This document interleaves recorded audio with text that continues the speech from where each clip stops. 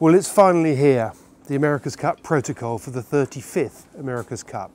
It's been a long wait. We expected it at the beginning of the year. It's now the beginning of June. But I suspect it may well have been worth the wait. So what are we going to see? Well, the boats are going to be very much as they were before, 62-footers instead of 72-footers, but still foiling. That's for the Cup. Before that, we're going to have the AC World Series, again in the AC 45s, the one design cats that we saw last time. The big difference is that all of the races, starting from 2015 with the first America's Cup World Series, are going to count for points towards the Cup. That is a big difference, because that means that every race is now going to count.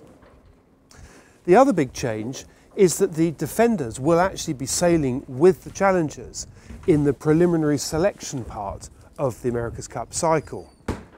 If they win, or indeed whoever wins the initial selection part, they'll get an extra point, and that point will be carried through to the America's Cup. So whether it's the defender or a challenger that wins the early, what would have been called round robin series, they will be one up come the start of the Cup.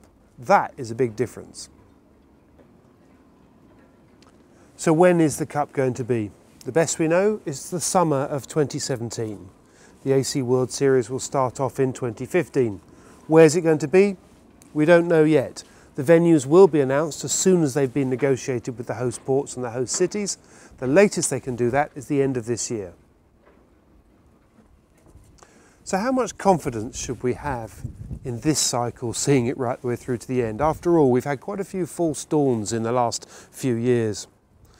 Well, my feeling is that we should have quite a bit of confidence, because there's one key difference this time around.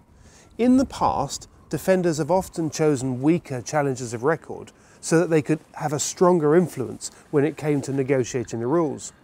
But this time, Oracle has been up against a challenger of record that knows an awful lot about the way the America's Cup is run. Ian Murray was the regatta director for the last event. He, more than anybody else, knows the Cup inside out. So I would imagine the negotiations, even to get this far to the published protocol for the 35th America's Cup, would have been a challenge in itself. And with those two people together, I've got quite a lot of confidence that maybe we'll see this right the way through.